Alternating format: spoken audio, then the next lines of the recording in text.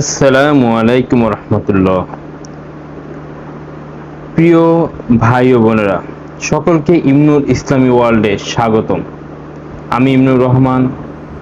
আজ পাঠ করব আল রাহিকুল মাকতুম বা মোহরাঙ্কিত জান্নাতি সুধা, বিশেষ পাঠ পর্ব 5।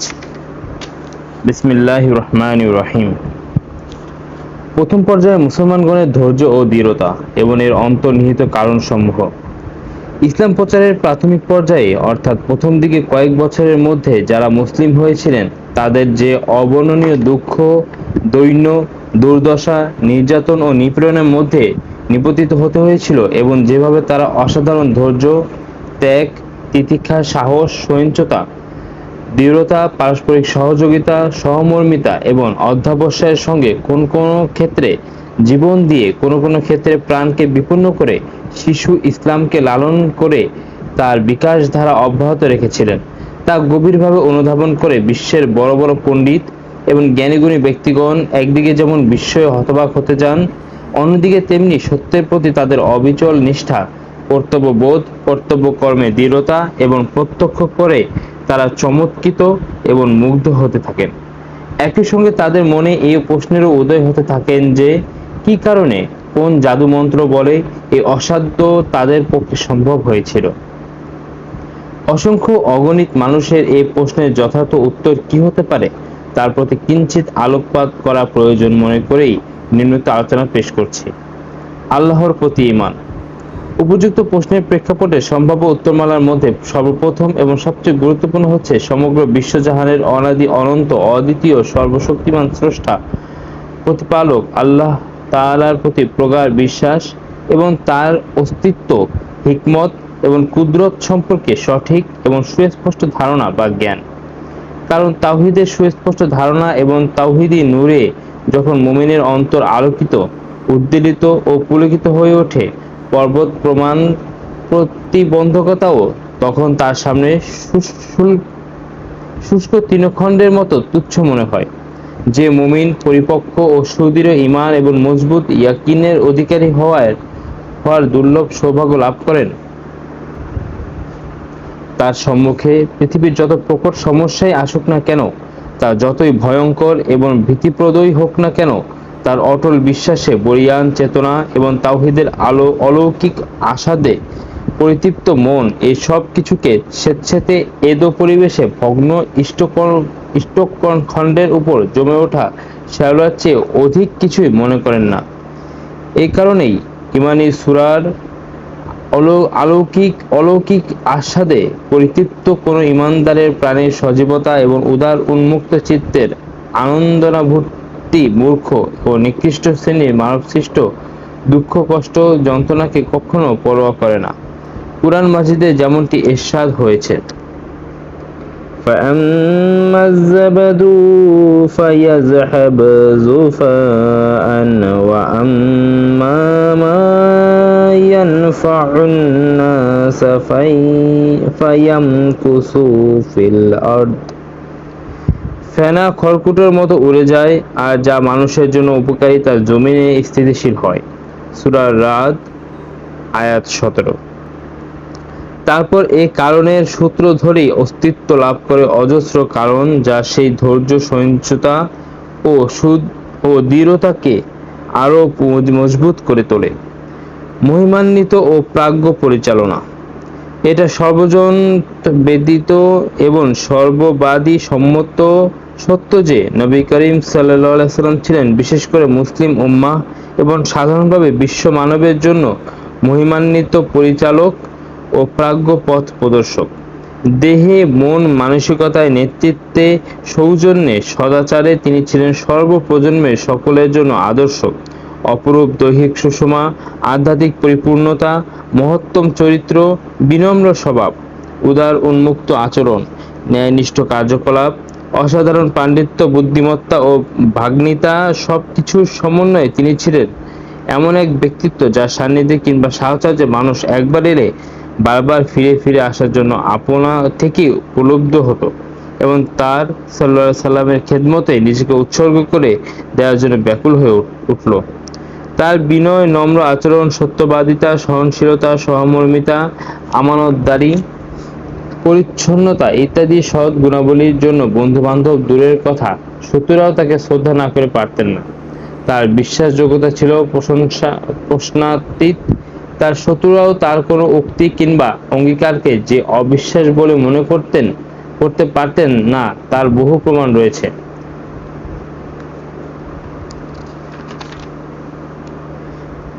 দায়িত্ববোধের অনুভূতি। সাহাবীগণ রাদিয়াল্লাহু তাআলা আনহু এটা সুস্পষ্টভাবে অবগত ছিলেন যে এ এক মুষ্টি মাটি যাকে মানুষ বলে আখ্যায়িত করা হয়েছে, আল্লাহর তরফ থেকে তার উপর যে বিশাল এবং দুর্বহ দায়িত্ব অর্পিত হয়েছে, কোনো অবস্থাতেই তা থেকে বিমুখ হওয়া কিংবা তাকে এড়িয়ে চলা সম্ভব নয়। কারণ দায়িত্ব বিমুখ হলে কিংবা দায়িত্ব এড়িয়ে গেলে তার ফল যা হবে তা কাফির মুশরিকগণের অন্যায়, অত্যাচার এবং নির্যাতন নিপীড়নের তুলনায় 7 সহস্র গুণ বেশি ভয়াবহ এবং বিধ্বংসকারী হবে। অধিকাংশ কর্তব্য বিমুখ হলে কিংবা কর্তব্য এড়িয়ে গেলে নিজের এবং সমগ্র মানবতার যে ক্ষতি হবে এবং এমন সব সমস্যার উদ্ভব হবে যার তুলনায় এসব দুঃখ, কষ্ট এবং ক্ষয়ক্ষতি তেমন কিছুই নয়। পরকালীন জীবনে বিশ্বাস। আল্লাহর জমিনে দিন কায়েম করার ব্যাপারে আল্লাহর তরফ থেকে মানুষের উপর যে দায়িত্ব অর্পিত হয়েছে তৎসম্পর্কিত বোধকে শক্তিশালী এবং কর্মমুখী করার অন্যতম শক্তিশালী মাধ্যম হচ্ছে পরকালীন জীবনে বিশ্বাস। সাহাবায়ে কেরাম রাদিয়াল্লাহু তাআলা আনহু এই কথার উপর অটল বিশ্বাস স্থাপন করেছিলেন যে পরকালীন জীবনে বিচার দিবসে তাদেরকে অবশ্যই রব্বুল আলামিনের নিকট নিজেদের কার্যকলাপের সূক্ষ্ম হিসাব দিতে হবে।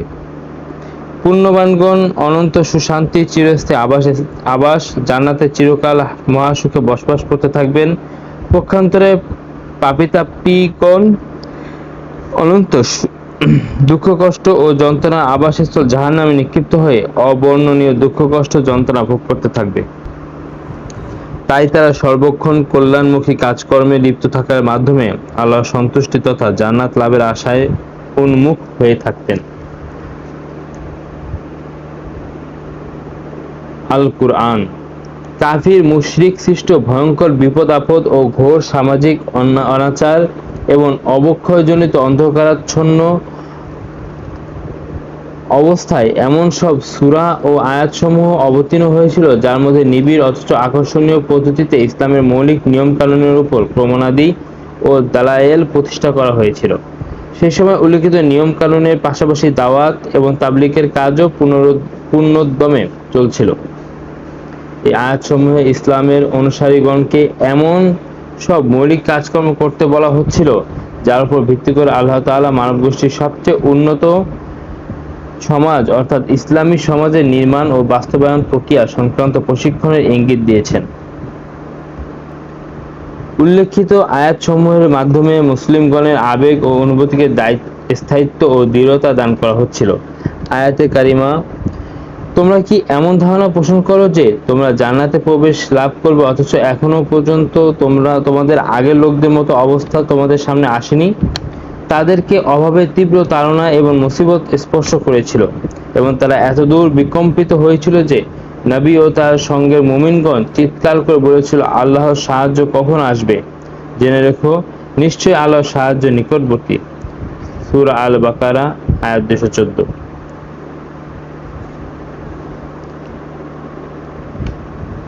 আলিফ লাম মিম।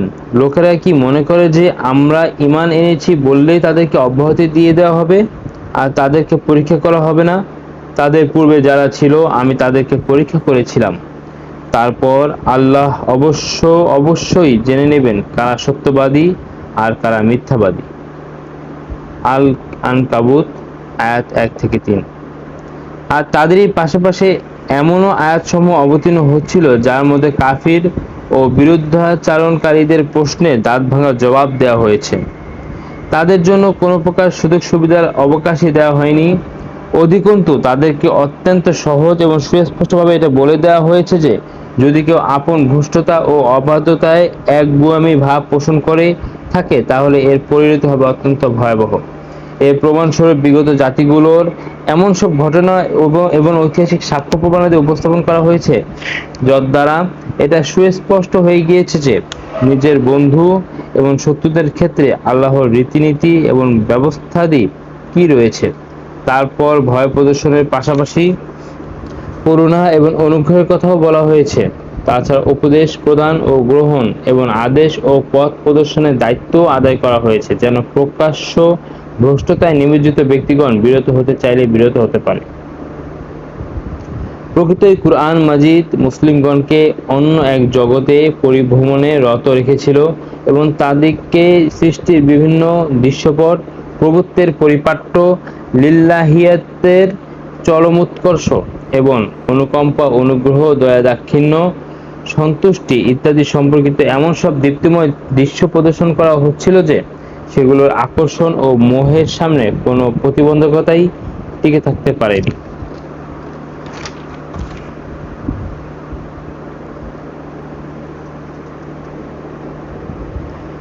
সে সময় সাহাবীগণের রাদিয়াল্লাহু আনহুর বিরুদ্ধে অন্যায়, অত্যাচার, উৎপীড়ন, নিপীড়ন, লাঞ্ছনা, গঞ্জনা সবকিছুর ব্যাপ্তি এমন মাত্রা উভয় দিক দিয়ে চরমে পৌঁছেছিল, কিন্তু তা সত্ত্বেও জান্নাত লাভের নিশ্চিত আশা ভরসা এবং উজ্জ্বল ভবিষ্যতের সুসংবাদ ঝড়ো হাওয়ার ঝাপটায় নিক্ষেপিত ও বিতাড়িত মেঘমালার মতো মুসলিমগণের মানুষ আকাশ থেকে যাবতীয় দুঃখ বিপদকে বিদূরিত করে দিত।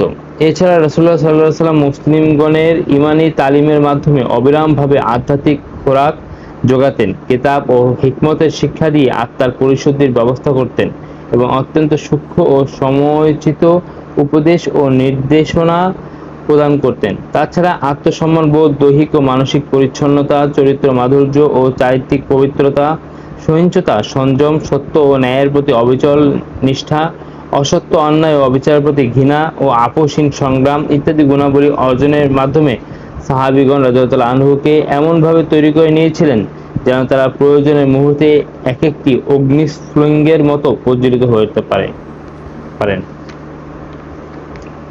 উপর্যুক্ত বিষয়াদির আলোকে প্রত্যেক সাহাবীদের মধ্যে এমন একটি সমন্বিত চেতনা সৃষ্টি হলো, যার মাধ্যমে বিপদ আপদে ধৈর্য ধারণের অলৌকিক ক্ষমতা অর্জন, আবেগ নিয়ন্ত্রণ, প্রবণতার মোড় পরিবর্তন, আত্মশক্তির উৎকর্ষ সাধন, নিবেদিত নিষ্ঠার সঙ্গে দায়িত্ব পালন এবং আল্লাহর সন্তুষ্টি লাভকে জীবনের একমাত্র ব্রত হিসেবে গ্রহণ করে তারা এমন এক জীবন গঠনে ব্রতী হয়ে গেলেন, কোথাও তার কোনো তুলনা মেলে না।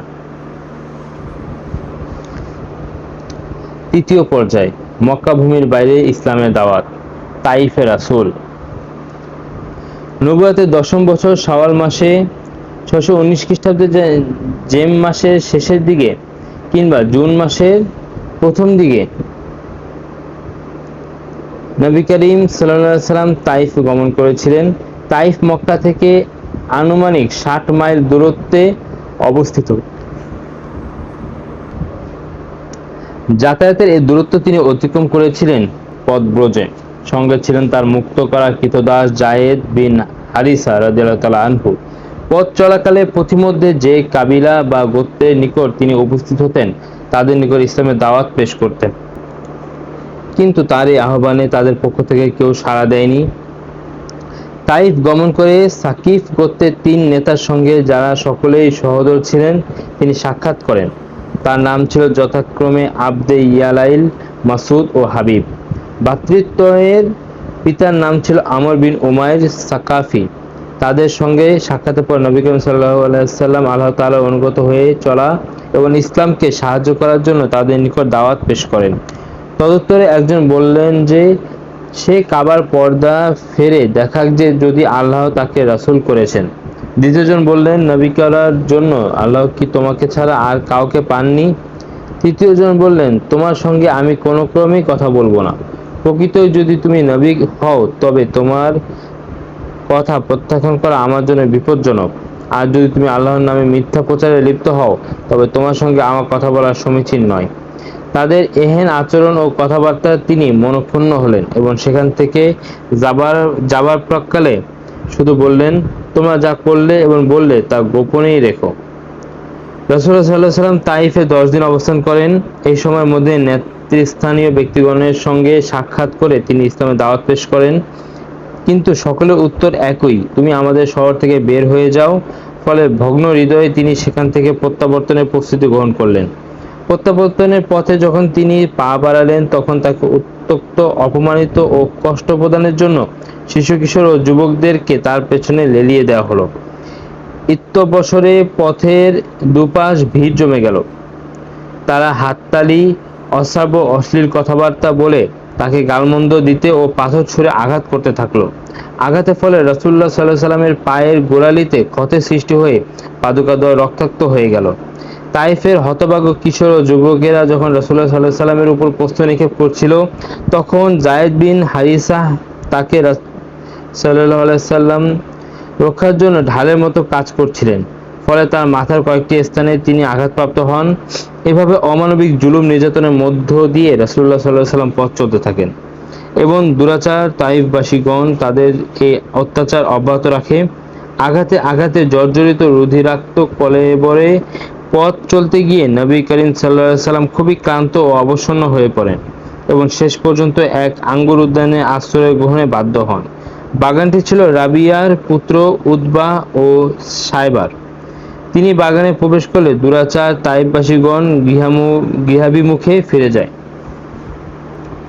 এই বাগানটি তাইফ থেকে 3 মাইল দূরে অবস্থিত। বাগানের অভ্যন্তরে প্রবেশ করে নবী করিম সাল্লাল্লাহু আলাইহি সাল্লাম আঙ্গুর গাছের ছায়ায় এক দেয়ালে হেলান দিয়ে বসে পড়লেন। কিছুক্ষণ বিশ্রাম করার ফলে কিছুটা সুস্থতা লাভের পর নবী করিম সাল্লাল্লাহু আলাইহি সাল্লাম আল্লাহ তাআলার দরবারে হাত তুলে দোয়া করলেন। তার এই দোয়া দুর্বলদের দোয়া নামে সুপ্রসিদ্ধ। তার দোয়ার এক একটি কথা থেকে এটা সহজেই অনুমান করা যায় যে তাইফবাসীগণের দুর্ব্যবহারে তিনি কতটা ক্ষুব্ধ এবং তারা ঈমান না আনার কারণে তিনি কতটা ব্যথিত হয়েছিলেন। তিনি দোয়া করলেন, হে আল্লাহ, আমি তোমার নিকট আমার শক্তির দুর্বলতা, অসহায়ত্ব আর মানুষের নিকট স্বীয় মূল্যহীনতার অভিযোগ প্রকাশ করছি। ওহে দয়াময় দয়ালু, তুমি দুর্বলদের প্রতিপালক, তুমি আমারও প্রতিপালক। তুমি আমাকে কার নিকট অর্পণ করছো যে আমার সঙ্গে রূঢ় আচরণ করবে, নাকি তুমি আমাকে এমন শত্রুর নিকট ন্যস্ত করছো যাকে তুমি আমার যাবতীয় বিষয়ের মালিক করেছো? যদি তুমি আমার প্রতি অসন্তুষ্ট না হও তবে আমার কোনো আফসোস নেই, তবে তোমার ক্ষমা আমার জন্য সম্প্রসারিত করো। আমি তোমার সেই নূরের আশ্রয় প্রার্থনা করছি যদ্বারা অন্ধকার দূরীভূত হয়ে চতুর্দিক আলোয় উদ্ভাসিত হয়। দুনিয়া ও আখিরাতের যাবতীয় বিষয়াদি তোমার উপর ন্যস্ত। তুমি আমাকে অভিসম্পাত করবে কিংবা ধমক দিবে, তার থেকে তোমার সন্তুষ্টি আমার কাম্য। তোমার শক্তি ব্যতি রেখে অন্য কোনো শক্তি নেই।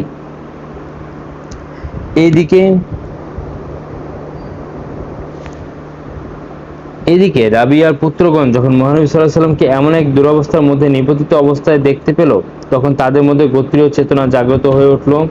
আদ্দাস নামক তাদের এক খ্রিস্টান কৃতদাসের হাতে এক গোছা আঙ্গুর তারা নবী করিম সাল্লাল্লাহু আলাইহি সাল্লামের নিকট পাঠিয়ে দিল। সেই কৃতদাসটি যখন আঙ্গুরের গোছাটি রাসূলুল্লাহ সাল্লাল্লাহু আলাইহি সাল্লামের হাতে তুলে দিতে চাইল, তিনি তখন বিসমিল্লাহ বলে হাত বাড়িয়ে তা গ্রহণ করলেন এবং খেতে আরম্ভ করলেন। আদ্দাস বলল, এমন কথা তো এই অঞ্চলের লোকদের মুখে কখনো শুনিনি। রাসূলুল্লাহ সাল্লাল্লাহু আলাইহি সাল্লাম বললেন, তুমি কোথায় থাকো? তোমার ধর্ম কি? সে বলল, আমি খ্রিস্টান ধর্মাবলম্বী এবং নিনাওয়ার বাসিন্দা। নবী করিম সাল্লাল্লাহু আলাইহি সাল্লাম বললেন, ভালো, তাহলে সৎ ব্যক্তি ইউনুস বিন মাত্তার গ্রামে তুমি বাস করো, তাই না? সে বলল, আপনি ইউনুস বিন মাত্তাকে কিভাবে চিনলেন? রাসূলুল্লাহ সাল্লাল্লাহু আলাইহি সাল্লাম বললেন, তিনি আমার ভাই, তিনি নবী ছিলেন এবং আমিও নবী। এ কথা শুনে আদ্দাস নবী করিম সাল্লাল্লাহু আলাইহি সাল্লামের দিকে ঝুঁকে পড়ল এবং তার মাথা ও হাত পায়ে চুমু দিল। এই ব্যাপার দেখে রাবিয়ার পুত্রদ্বয় নিজেদের মধ্যে বলাবলি করতে লাগলো, দেখো দেখো, ওই ব্যক্তি দেখছি শেষ পর্যন্ত আমাদের কৃতদাসকেও বিগড়িয়ে দিল।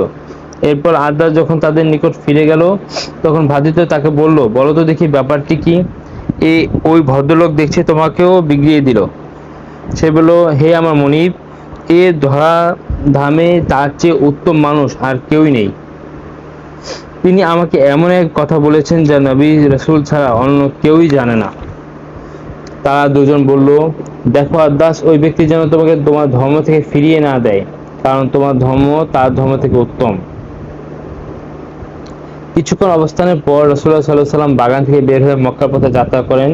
তার মিশনের বিফলতাজনিত চিন্তা ও দৈহিক যন্ত্রণার দাপটে হৃদয় মন ছিল অত্যন্ত ভারাক্রান্ত ও বিশ্রান্ত।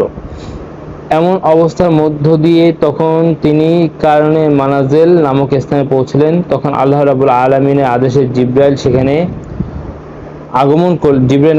জিবরাইল আলাইহিস সালাম সেখানে আগমন করেন।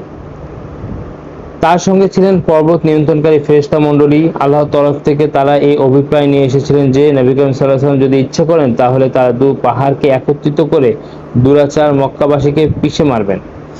এই ঘটনার বিস্তারিত বিবরণ বুখারী শরীফ উরওয়াহ বিন জুবাইর থেকে বর্ণিত আছে যে আয়েশা সিদ্দিকা রাদিয়াল্লাহু তাআলা আনহা বর্ণনা করেছেন যে রাসূলুল্লাহ সাল্লাল্লাহু আলাইহি ওয়াসাল্লামকে তিনি একদিন জিজ্ঞাসা করলেন, আপনার জীবনে কি এমন কোনো দিন এসেছে যা উহুদের দিন চেয়েও কঠিন ছিল? তিনি উত্তরে বললেন, হ্যাঁ, তোমার সম্প্রদায়ের নিকট থেকে আমাকে যে দুঃখ কষ্টের সম্মুখীন হতে হয়েছে তার মধ্যে সবচেয়ে কঠিন ছিল ওই দিনটি যেদিন আমি ঘাঁটিতে বিচলিত ছিলাম, যখন আমি নিজেকে আবদে ইয়ালিল বিন আবদে কুলালির পুত্রদের নিকট পেশ করেছিলাম, কিন্তু তারা আমার কথায় কর্ণপাত না করায় দুশ্চিন্তা ও ব্যথায় পরিশ্রান্ত হয়ে আমি নিজ পথে গমন করি। এভাবে চলতে চলতে কার্নে সায়ালেবে যখন এসে পৌঁছি তখন আমার চেতনা ফিরে আসে। এই সময় আমার মনে কিছুটা স্বস্তিবোধের সৃষ্টি হয়। সেখানে আমি আকাশের দিকে চোখ তুলে তাকাতে দেখি যে একখণ্ড মেঘ আমাকে ছায়াদান করছে। ব্যাপারটি আরো ভালোভাবে নিরীক্ষণ করলে বুঝতে পারি যে এতে জিবরাইল আলাইহিস সালাম রয়েছেন। তিনি আমাকে আহ্বান জানিয়ে বললেন, আপনার সম্প্রদায় আপনাকে যা বলেছে এবং আপনার প্রতি যে আচরণ করেছে আল্লাহ তাআলা সবকিছুই শুনেছেন এবং দেখেছেন। এখন তিনি পর্বত নিয়ন্ত্রণকারী ফেরেশতাগণকে আপনার খেদমতে প্রেরণ করেছেন। আপনি তাদেরকে যা ইচ্ছে নির্দেশ প্রদান করুন। এরপর পর্বতের ফেরেশতা আমাকে সালাম জানিয়ে বললেন, হে মুহাম্মদ সাল্লাল্লাহু আলাইহি সাল্লাম, কথা এটাই। আপনি যদি চান যে এদেরকে আমি দু পাহাড় একত্রিত করে পিষে মারি তাহলে তাই হবে। পাহাড় দুটি হলো মক্কায় অবস্থিত। তাদের একটির নাম আবু কুবাইস এবং এর সামনাসামনি যে পাহাড় তার নাম কুআইকিয়ান। নবী করিম সাল্লাল্লাহু আলাইহি সাল্লাম বললেন, না, বরং আমার আশা মহান আল্লাহ এদের পৃষ্ঠদেশ হতে এমন বংশধর সৃষ্টি করবেন যারা একমাত্র তার ইবাদত করবে এবং অন্য কাউকেও তার অংশীদার ভাববে না। রাসূলুল্লাহ সাল্লাল্লাহু আলাইহি সাল্লাম এই উত্তরে তার অসাধারণ মানবত্ব, প্রেমে সমুজ্জ্বল এক ব্যক্তিত্ব এবং ক্ষমাশীল অনুপম চরিত্রের পরিচয় পাওয়া যায়। সাত আসমানের উপর হতে আগত এই গায়েবী মদতের প্রস্তাব ও প্রতিশ্রুতি নিয়ে ফেরেশতাগণ যখন তার খেদমতে উপস্থিত হন তখন তার ব্যক্তিত্ব এবং চরিত্র যেন আরো মহিমান্বিত হয়ে ওঠে। নিজের দুঃখ কষ্ট ভুলে গিয়ে তিনি সুস্থির চিত্তে আল্লাহ তাআলার দরবারে শুকরিয়া আদায় করতে থাকেন। এভাবে তার মানসাকাশ থেকে চিন্তা ভাবনার মেঘ দূরীভূত হয়ে যায়। তারপর তিনি মক্কা অভিমুখে অগ্রসর হওয়ার পথে ওয়াদিয়ে নাখলা হয় অবস্থান করেন। এখানে দুটো জায়গায় বসবাসের উপযোগী ছিল। তন্মধ্যে একটি হচ্ছে আস-সাইলুল কবির এবং দ্বিতীয়টি হচ্ছে জায়মা, কেননা সেখানে পানি ছিল কিছুটা সহজলভ্য এবং জায়গা দুটো ছিল শস্য শ্যামল। কিন্তু তিনি এই দুটো জায়গার মধ্যে কোথায় অবস্থান করেছিলেন কোনো সূত্র থেকেই তার সন্ধান পাওয়া যায়নি। ওয়াদি নাখলা হয়ে তিনি যখন কয়েকদিনের জন্য অবস্থান করছিলেন সে সময় আল্লাহ তাআলা তার নিকট জিনদের একটি দলকে প্রেরণ করেন, যার উল্লেখ কুরআন মাজিদে দুটো জায়গায় এসেছে। এর মধ্যে একটি হচ্ছে সূরা আল আহকাফে এবং অন্যটি সূরা জিনে। সূরা আহকাফের আয়াতগুলো হচ্ছে, স্মরণ করো যখন জিনদের একটি দল তোমার প্রতি ফিরিয়ে দিয়েছিলাম যারা কুরআন শুনছিল। তারা যখন সে স্থানে উপস্থিত হলো তখন তারা পরস্পরে বলল, চুপ করে শোনো। পড়া যখন শেষ হলো তখন তারা তাদের সম্প্রদায়ের কাছে ফিরে গেল সতর্ককারী রূপে। ফিরে গিয়ে তারা বলল, হে আমাদের সম্প্রদায়, আমরা একটি কিতাব শুনেছি যা মুসার পর অবতীর্ণ হয়েছে। তা পূর্বেকার কিতাবগুলোর সত্যতা প্রতিপন্ন করে, সত্যের দিকে তার আর সঠিক পথের দিকে পরিচালিত করে। হে আমাদের সম্প্রদায়, আল্লাহর দিকে আহ্বানকারীর প্রতি সাড়া দাও এবং তার প্রতি ঈমান আনো। আল্লাহ তোমাদের গুনাহ মাফ করে দেবেন আর তোমাদেরকে যন্ত্রণাদায়ক আযাব থেকে রক্ষা করবেন। সূরা আল আহকাফ আয়াত 29 থেকে 31। বলো, আমার কাছে ওয়াহী করা হয়েছে যে জিনদের একটি দল মনোযোগ দিয়ে কুরআন শুনেছে। তারপর তারা বলেছে, আমরা এক অতি আশ্চর্যজনক কুরআন শুনেছি যা সত্য সঠিক পথ প্রদর্শন করে, যার কারণে আমরা তাতে ঈমান এনেছি। আমরা কখনো কাউকে আমাদের প্রতিপালকের অংশীদার গণ্য করব না, আর আমাদের প্রতিপালকের মর্যাদা অতি উচ্চ। তিনি গ্রহণ করেননি কোনো স্ত্রী আর কোনো সন্তান। আর আমাদের মধ্যকার নির্বোধেরা তার সম্পর্কে সীমাতিরিক্ত কথাবার্তা বলতো। আর আমরা ধারণা করতাম যে মানুষ ও জিন আল্লাহ সম্পর্কে কখনো মিথ্যা কথা বলবে না। কতিপয় মানুষ কিছু জিনের আশ্রয় নিত। এর দ্বারা তারা জিনদের গর্ব অহংকার বাড়িয়ে দিয়েছে। জিনেরা বলেছিল, তোমরা জিনেরা যেমন ধারণা করতে তেমনি মানুষেরা ধারণা করত যে মৃত্যুর পর আল্লাহ কাউকে পুনরুদ্ধিত করবেন না। আর আমরা আকাশের খবর নিতে চেয়েছিলাম, কিন্তু আমরা সেটাকে পেলাম কঠোর প্রহরী বেষ্টিত ও জ্বলন্ত উল্কাপিণ্ডে পরিপূর্ণ। আমরা আগে সংবাদ শোনার জন্য আকাশের বিভিন্ন ঘাঁটিতে বসতাম, কিন্তু এখন কেউ সংবাদ শুনতে চাইলে তার উপর নিক্ষেপের জন্য সে জ্বলন্ত অগ্নিকুণ্ডকে লুকিয়ে থাকতে দেখে। আমরা জানি না এই পরিবর্তিত অবস্থার মাধ্যমে পৃথিবীবাসীর অকল্যাণই চাওয়া হচ্ছে, না তাদের প্রতিপালক তাদেরকে সরল সঠিক পথ দেখাতে চান। আর আমাদের কিছু সংখ্যক সৎকর্মশীল আর কতিপয় এমন নয়, আমরা ছিলাম বিভিন্ন মত ও পথে বিভক্ত। আমরা বুঝতে পেরেছি যে আমরা পৃথিবীতে আল্লাহকে পরাস্ত করতে পারবো না, আর পালিয়েও তাকে অপরাগ করতে পারবো না। আমরা যখন হিদায়াতের বাণী শুনতে পেলাম, তখন তার উপর ঈমান আনলাম। যে ব্যক্তি তার প্রতিপালকের উপর ঈমান আনে, তার কোনো ক্ষতি বা জুলুমের ভয় থাকবে না। আমাদের মধ্যে কিছু সংখ্যক আত্মসমর্পণকারী আর কিছু সংখ্যক অন্যায়কারী। যারা আত্মসমর্পণ করে তারা সঠিক পথ বেছে নিয়েছে, আর যারা অন্যায়কারী তারা জাহান্নামে ইন্ধন। সূরা আল জিন আয়াত 1 থেকে 15। এই ঘটনা প্রসঙ্গে অবতীর্ণ এই আয়াতসমূহের প্রাসঙ্গিক আলোচনা থেকে বোঝা যায় যে এই আয়াত অবতীর্ণ হওয়ার পূর্বে মহানবী সাল্লাল্লাহু আলাইহি ওয়াসাল্লাম জিনদের আগমনের কথা জানতেন না। আল্লাহ রাব্বুল আলামিন এই আয়াতের মাধ্যমে তাকে জিনদের আগমনের কথা অবহিত করেন এবং তখন তিনি তা জানতে পারেন। এ থেকে এত বোঝা যায় যে রাসূলুল্লাহ সাল্লাল্লাহু আলাইহি ওয়াসাল্লামের নিকট এটাই ছিল জিনদের প্রথম আগমন। বিভিন্ন হাদিস সূত্রে জানা যায় যে এরপর থেকে নবী করিম সাল্লাল্লাহু আলাইহি ওয়াসাল্লামের দরবারে তাদের গমনাগমন চলতে থাকে।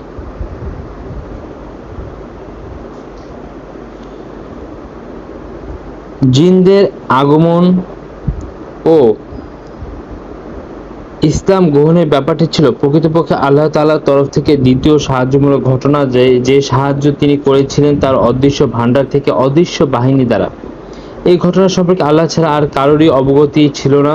এই ঘটনার সঙ্গে সম্পর্কিত যে সকল আয়াত অবতীর্ণ হয়েছে তাতে নবী করিম সাল্লাল্লাহু আলাইহি ওয়াসাল্লামের দাওয়াতের কামিয়াবির সুসংবাদ রয়েছে। অধিকন্তু এটাও পরিষ্কার হয়ে গিয়েছে যে বিশ্বের কোনো শক্তি তার দাওয়াতের কার্যকারিতার পথে কোনো প্রকার প্রতিবন্ধকতা সৃষ্টি করতে সক্ষম হবে না।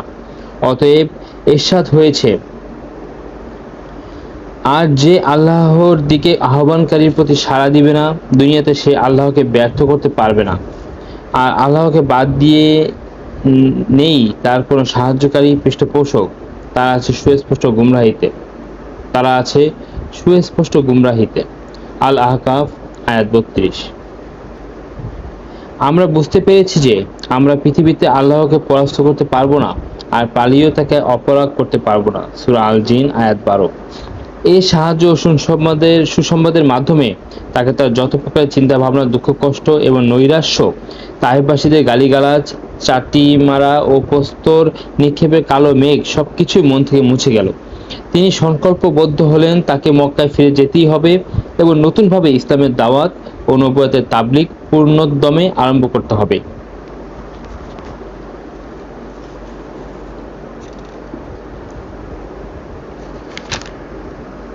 ব্যক্তি এবং গোষ্ঠীকে ইসলামের দাওয়াত প্রদান। নবুয়তের 10ম বর্ষের জুলকাদাহ মাসে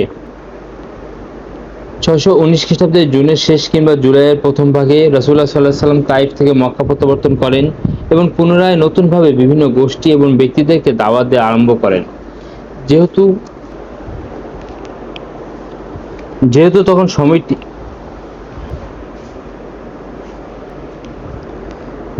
তখন সময়টি ছিল হজ মৌসুমের কাছাকাছি, সেহেতু নিকটবর্তী এবং দূরবর্তী বিভিন্ন অঞ্চলের লোকজনেরা পথ ব্রজে ও যানবাহনে হজ পালনের জন্য মক্কা শরীফে আসতে আরম্ভ করেছিলেন। তারা তাদের কল্যাণার্থে এবং কয়েকদিন আল্লাহর শরণার্থে লোকেরা এখানে একত্রিত হচ্ছিলেন। ফলে নবী করিম সাল্লাল্লাহু আলাইহি সাল্লাম এই সময়টিকে দাওয়াত দানের জন্য বেশ উপযোগী মনে করে এক এক গোত্রের নিকট গিয়ে ইসলামের দাওয়াত দিতে থাকেন, যা তিনি নবুয়তের ৪র্থ বছর থেকে করে আসছিলেন। অধিকন্তু তিনি সাল্লাল্লাহু আলাইহি সাল্লাম এই ১০ম বছর থেকে লোকদেরকে তাকে সাহায্য সহযোগিতা করা, আশ্রয় কামনার সাথে সাথে আল্লাহ তাআলা প্রদত্ত রিসালাতের বাণী প্রচার করতে থাকেন। যে সকল গোত্রের নিকট ইসলামের দাওয়াত দেওয়া হয়েছিল, ইমাম জুহরি রহমতুল্লাহ আলাইহি বলেছেন, নবী করিম সাল্লাল্লাহু আলাইহি সাল্লাম যে যে গোত্রের নিকট গিয়ে তাদেরকে ইসলামের দাওয়াত প্রদান করেন, তাদের মধ্যে নিম্ন গোত্রগুলোর কথা আমাকে বলা হয়েছে। গোত্রগুলো হচ্ছে যথাক্রমে বনু আমির বিন সাসাহ, মুহারিব বিন খাসাফা, ফাজারাহ, গাসসান, মুররা, হানিফা, সালিম, আবস, বনু নাসর, বনুল বাক্কা, কিন্দাহ, কালব, হারিস বিন কাব, উজরা ও হাজারিমা। কিন্তু এদের কেউই ইসলাম গ্রহণ করেননি। প্রকাশ থাকে যে ইমাম জোহরি যে সকল গোত্রের কথা উল্লেখ করেছেন, তাদের সকলের নিকট একই বছর অথবা একই হজের মৌসুমে ইসলামের দাওয়াত দেওয়া হয়নি, বরং নবুয়তের ৪র্থ বছর থেকে আরম্ভ করে হিজরতের পূর্বে শেষ হজ মৌসুম পর্যন্ত 10 বছর সময়ের মধ্যে এই দাওয়াত পেশ করেছিলেন। কোনো নির্দিষ্ট গোত্রের দাওয়াত পৌঁছানোর ব্যাপারে নির্দিষ্ট কোনো সময় নির্ণয় করা সম্ভব নয়, তবে এর অধিকাংশ ছিল 10ম সনে। ইবনে ইসহাক কোন কোন গোত্রের নিকট ইসলামের দাওয়াত পেশ করা এবং তাদের উত্তরের অবস্থা, রকম, ধরন ইত্যাদি সম্পর্কে যে বর্ণনা প্রদান করেছেন, সে অনুযায়ী গোত্রগুলো হচ্ছে বনু কালব, বনু হানিফা, আমির বিন সাসাআহ, বনু কালব। নবী করিম সাল্লাল্লাহু আলাইহি সাল্লাম বনু কালবের একটি শাখা বনু আব্দুল্লাহ নিকটে ইসলামের দাওয়াত গ্রহণের আহ্বান জানিয়ে নিজেকে তাদের সম্মুখে পেশ করেন। আলাপ আলোচনার সূত্রে তিনি তাদের বলেন, হে বনু আব্দুল্লাহ, আল্লাহ তোমাদের পূর্বপুরুষদের যথেষ্ট অনুগ্রহ করেছেন এবং মর্যাদা দিয়েছেন। তোমাদের উচিত আল্লাহর এই আহ্বানে সাড়া দেয়া। কিন্তু এই গোত্র তার দাওয়াত গ্রহণ করেননি। বনু হানিফা। নবী করিম সাল্লাল্লাহু আলাইহি সাল্লাম তাদের তাবুতে গিয়ে তাদেরকে আল্লাহর আহ্বান জানিয়ে নিজেকে তাদের সামনে পেশ করেন, কিন্তু তারা এমন অশ্রাব্য উত্তর প্রদান করে যা আরবের অন্য কেউই প্রদান করেনি। আমির বিন সাসাহ। রাসূলুল্লাহ সাল্লাল্লাহু আলাইহি সাল্লাম এই গোত্রের লোকজনদেরকেও আল্লাহর পথে আহ্বান জানিয়ে নিজেকে তাদের সামনে পেশ করেন। উত্তরে এই গোত্রের বাইহারাহ বিন ফিরাস নামক একটি লোক বলে যে, আল্লাহর কসম, যদি আমি কুরাইশদের এই যুবককে গ্রহণ করি, তবে তার দ্বারা সমগ্র আরবকে খেয়ে ফেলব। আবার সে জিজ্ঞাসা করলো, আচ্ছা বলুন, যদি আমরা আপনার নিকট আপনার এই ধর্মের উপর আনুগত্য স্বীকার করি এবং আল্লাহ আপনাকে বিপক্ষবাদীদের উপর জয়ী করেন, তবে আপনার পরে নেতৃত্বের দায়িত্ব কি আমাদের উপর অর্পিত হবে? উত্তরে রাসূলুল্লাহ সাল্লাল্লাহু আলাইহি ওয়াসাল্লাম বললেন, নেতৃত্বের চাবি কাঠিত আল্লাহর হাতে। যেখানে ইচ্ছে সেখানে তিনি নেতৃত্বের স্তম্ভ স্থাপিত করবেন। লোকটি বলল, ভালো, আপনার রক্ষণাবেক্ষণে আমাদের পক্ষ আপনার প্রতিপক্ষ আরবদের নিশানায় থাকবে, কিন্তু আল্লাহ যখন আপনাকে জয়ী করবেন তখন প্রতিটি চাবিকাঠি অন্য কারো হাতে থাকবে, এটা কখনোই হতে পারে না। কাজেই আপনার ধর্মের আমাদের কোনো প্রয়োজন নেই। মোট কথা, তারা তাকে অস্বীকার করল। এরপর যখন বনু আমির গোত্রের লোকজনেরা নিজ অঞ্চলে ফিরে গিয়ে এক বৃদ্ধকে, যিনি বার্ধক্যের কারণে হজ গমনে সক্ষম হননি, সমস্ত ঘটনা শোনালো এবং বলল যে, আমাদের নিকট কুরাইশ খানদানের বনু আব্দুল মুতালিবের এক যুবক এসেছিল। তার ধারণা যে সে আল্লাহর নবী। সে দাওয়াত দিল যে আমরা ইসলাম গ্রহণ করে যেন তার রক্ষণাবেক্ষণের দায়িত্ব গ্রহণ করি এবং আমাদের অঞ্চলে তাকে নিয়ে আসি। এই কথা শুনে বৃদ্ধ লোকটি 2 হাত দিয়ে মাথা ধরে ফেললো এবং বলল, হে বন্ধু আমির, এখন কি এ ভুল সংশোধনের কোনো পথ আছে? আর যা হস্তচ্যুত হয়েছে তার কি অনুসন্ধান করা যেতে পারে? সে সত্তার শপথ, যার হাতে উমুকের প্রাণ আছে, ইসমাইল আলাইহিস সালাম এর গোত্রের কারো পক্ষে এই নবুয়তের মিথ্যা দাবি করা সম্ভব নয়। তিনি অবশ্যই সত্য নবী। তোমাদের বুদ্ধিশুদ্ধি কি লোপ পেয়েছিল? ঈমানের শিখা মক্কার বাইরে। যেভাবে মহানবী সাল্লাল্লাহু আলাইহি সাল্লাম গোত্র এবং দলসমূহকে ইসলামের দাওয়াত প্রদান করেন, তেমনভাবে ব্যক্তিগত পর্যায়ে বিশিষ্ট ব্যক্তিগণকেও ইসলামের দাওয়াত প্রদান করেন। এর মধ্যে কোনো কোনো ব্যক্তির নিকট থেকে ভালো সাড়া পাওয়া যায়। অধিকন্তু হজে এই মৌসুমের কিছুদিন পর কয়েক ব্যক্তি ইসলাম গ্রহণ করেন। নিম্নে তাদের নাম উল্লেখ করা হলো: সুয়াইদ বিন সামিত, ইয়াস বিন মুয়াজ, আবু জার গিফারি, তুফাইল বিন আমর দাউসি, জিমাদ আজদি। ইয়াসরিবের মদিনার 6টি পুণ্যবান আত্মা। একাদশ নবুয়তের বর্ষে জুলাই 620 খ্রিস্টাব্দে হজের মৌসুম ফিরে এলো। ইসলামী দাওয়াতের কয়েকটি কার্যকরী বীজ হস্তগত হলো, যা দেখতে দেখতে বিরাট বৃক্ষে পরিণত হলো। এর ঘন শাখা প্রশাখা ও পত্রপল্লবের সুশীতল ছায়ায় বসে মুসলিমগণ বহু বছরের অন্যায় অত্যাচার ও উৎপীড়নের উত্তাপ থেকে কিছুটা আরাম ও শান্তি পেলেন। মক্কাবাসী মুশরিকগণ রাসূলুল্লাহ সাল্লাল্লাহু আলাইহি ওয়াসাল্লামকে মিথ্যা প্রতিপন্ন করার এবং লোকজনকে আল্লাহর পথ থেকে সরিয়ে রাখার জন্য প্রতিবন্ধকতার যে দেয়াল সৃষ্টি করে রেখেছিল, তা এড়িয়ে চলার জন্য রাসূলুল্লাহ সাল্লাল্লাহু আলাইহি ওয়াসাল্লাম তার স্ট্র্যাটেজি বা কর্মকৌশল পরিবর্তন করে নিলেন। মুশরিকরা যাতে প্রতিবন্ধকতা সৃষ্টি করতে না পারে, তদুদ্দেশ্যে দিবাভাগের পরিবর্তে তিনি রাতের অন্ধকারে বিভিন্ন গোত্রের নিকট যাতায়াতের মাধ্যমে যোগাযোগ রক্ষা করে চলতে থাকেন। এই কর্মকৌশল বা পদ্ধতির অনুসরণে এক রাতে রাসূলুল্লাহ সাল্লাল্লাহু আলাইহি ওয়াসাল্লাম আবু বকর রাদিয়াল্লাহু আনহু ও আলী রাদিয়াল্লাহু আনহুকে সঙ্গে নিয়ে বের হলেন। বনু জুহুল ও বনু শায়বান বিন সালাবাহগণের বাসস্থানের নিকট দিয়ে যাবার সময় ইসলাম সম্পর্কে তাদের সঙ্গে কিছু কথাবার্তা বললেন। আলাপ আলোচনার সময় তাদের সাড়া খুব অনুকূল বলে মনে হলেও ইসলাম গ্রহণের ব্যাপারে সিদ্ধান্তমূলক কোনো কিছুই তাদের কাছ থেকে পাওয়া গেল না। এ সময় আবু বকর রাদিয়াল্লাহু আনহু ও বনু জুহুলের এক ব্যক্তির সঙ্গে বংশ পরম্পরা সম্পর্কে খুব দৃঢ়তাপূর্ণ কথাবার্তা হলো। উভয় বংশধারা সম্পর্কে অত্যন্ত অভিজ্ঞ ব্যক্তি ছিলেন। এরপর রাসূলুল্লাহ সাল্লাল্লাহু আলাইহি ওয়াসাল্লাম সঙ্গীদের নিয়ে মিনার ঢাল দিয়ে অতিক্রম করছিলেন। এমন সময় অদূরে কিছু সংখ্যক লোকের কথোপকথন তার শ্রুতিগোচর হলো। কাজেই তাদের সঙ্গে সাক্ষাতের উদ্দেশ্যে তিনি সেদিকে অগ্রসর হতে থাকলেন এবং কিছুক্ষণের মধ্যেই তাদের নিকট গিয়ে পৌঁছলেন। এ দলে ছিলেন ইয়াসরিবের খাজরাজ গোত্রের 6 জন যুবক। তাদের নাম ছিল যথাক্রমে আসআদ বিন জুরারা, আউফ বিন হারিস বিন রাফি বিন মালিক বিন আজলান, কুতবা বিন আমির বিন হাদিদা, উকবা বিন আমির বিন নাবি, হারিস বিন আবদুল্লাহ বিন রিয়াব। এটা ইয়াহরিব বাসীগণের সৌভাগ্য যে তারা তাদের মিত্র ইহুদিদের নিকট থেকে অবগত হয়েছিলেন যে এই যুগে একজন নবী প্রেরিত হবেন এবং শীঘ্রই তা প্রকাশ পেয়ে যাবে। ইহুদিরা বলতেন যে আমরা তার অনুসারী হয়ে তার সঙ্গে তোমাদেরকে ইলম ও আদদের মতো হত্যা করব। রাসূলুল্লাহ সাল্লাল্লাহু আলাইহি ওয়াসাল্লাম চলতে চলতে গিয়ে তাদের নিকট উপস্থিত হলেন এবং তাদের পরিচয় জানতে চাইলেন। তারা বললেন, আমরা খাজরাজ গোত্রের সঙ্গে সম্পর্কিত। তিনি বললেন, অর্থাৎ ইহুদিদের মিত্র? তারা বললেন, জি হ্যাঁ। তিনি বললেন, আপনারা বসুন না, কিছু কথাবার্তা হোক। রাসূলুল্লাহ সাল্লাল্লাহু আলাইহি ওয়াসাল্লামের এই কথা শ্রবণের পর তারা বসে পড়লেন। তিনি তাদের সম্মুখে ইসলামের হাকিকাত বর্ণনা করার পর কুরআন মাজিদ থেকে তেলাওয়াত করে শোনালেন এবং ইসলাম গ্রহণের জন্য দাওয়াত পেশ করলেন। রাসূলুল্লাহ সাল্লাল্লাহু আলাইহি ওয়াসাল্লামের থেকে দাওয়াত লাভের পর তারা নিজেদের মধ্যে বলাবলি করতে লাগলেন, ইনি তো সেই নবী বলে মনে হচ্ছে যার উল্লেখ করে ইহুদিগণ তোমাদেরকে ধমকাচ্ছে। কাজেই ইহুদিগণ যেন তোমাদেরকে পিছনে ফেলতে না পারে, একথা বলে তারা তৎক্ষণাৎ ইসলামের দাওয়াত কবুল করে মুসলিম হয়ে গেলেন। এরা ইয়াসরিবের জ্ঞানী ব্যক্তি ছিলেন। সাম্প্রতিককালে ইয়াসরিবের যে যুদ্ধ হয়ে গেল এবং যার ধোঁয়া এখনো ইয়াসরিবের আকাশকে অন্ধকারাচ্ছন্ন করে রেখেছে, যে যুদ্ধ তাদেরকে চূর্ণ বিচূর্ণ করে ফেলেছে, এই জন্য তারা আশা করেছিলেন যে ইসলামের এই দাওয়াতই এই যুদ্ধের পরিসমাপ্তি ঘটানোর একটি সূত্র হতে পারে। এই জন্য তারা বললেন, আমরা আমাদের সম্প্রদায়কে এমন এক অবস্থায় রেখে এসেছি যে তাদের পরস্পরের মধ্যে এমন শত্রুতা ও দুশ্মনীর সৃষ্টি হয়েছে যার কোনো নজির নেই। আশা করি আপনার দাওয়াতই তাদেরকে একত্রিত করে দিবে। আমরা সেখানে ফিরে গিয়ে লোকদের আপনার কাজের প্রতি আহ্বান জানাবো এবং আপনার দাওয়াতের কারণে আল্লাহ যদি তাদের একত্রিত করে দেন, তবে আপনার চেয়ে অধিক আর কেউই সম্মানিত হবে না।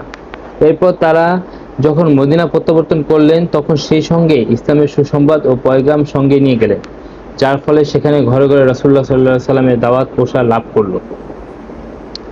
আয়েশা রাদিয়াল্লাহু তাআলা আনহার সঙ্গে বিবাহ। এবছরই অর্থাৎ একাদশ নবুয়াত বর্ষের শাওয়াল মাসে রাসূলুল্লাহ সাল্লাল্লাহু আলাইহি ওয়াসাল্লাম আয়েশা রাদিয়াল্লাহু তাআলা আনহা এর সঙ্গে বিবাহ বন্ধনে আবদ্ধ হন। ওই সময় তার বয়স ছিল 6 বছর। হিজরতের প্রথম বছর শাওয়াল মাসে মনোনীত 9 বছর বয়সে উম্মুল মুমিনিন আয়েশা রাদিয়াল্লাহু তাআলা আনহা স্বামী গৃহে পদার্পণ করেন। রাসূলুল্লাহ সাল্লাল্লাহু আলাইহি ওয়াসাল্লামের প্রিয়তম সাহাবী আবু বকর রাদিয়াল্লাহু তাআলা আনহু এর ঐকান্তিক ইচ্ছে ছিল আল্লাহর নবী সাল্লাল্লাহু আলাইহি ওয়াসাল্লামের সঙ্গে রক্ত সম্পর্ক গড়ে তোলা। এই প্রেক্ষিতেই ব্যবস্থা করা হয়েছিল এই অসম বিবাহের। আলহামদুলিল্লাহ, আজ আমরা আর রাহিকুল মাকতুম বা মোহরাঙ্কিত জান্নাতি সুধা বিশেষ পাঠ পর্ব 5 সমাপ্ত করলাম। ইনশাআল্লাহ আমরা খুব দ্রুতই আল রাহিকুল মাকতুম বিশেষ পাঠ পর্ব 6 পাঠ করব এবং তা আপনাদের কাছে পৌঁছে দিব। আপনারা আমাদের সাথে থাকবেন এবং আমাদের এই চ্যানেলটিকে দ্বীনি কাজের অংশ হিসেবে আরও এগিয়ে যাওয়ার জন্য লাইক, কমেন্টস, শেয়ার এবং সাবস্ক্রাইব করবেন এবং আমাদের জন্য দোয়া করবেন, আমরা যেন আরও ইসলামী দাওয়ার কাজ করতে পারি। আসসালামু আলাইকুম ওয়া রাহমাতুল্লাহি ওয়া বারাকাতুহু।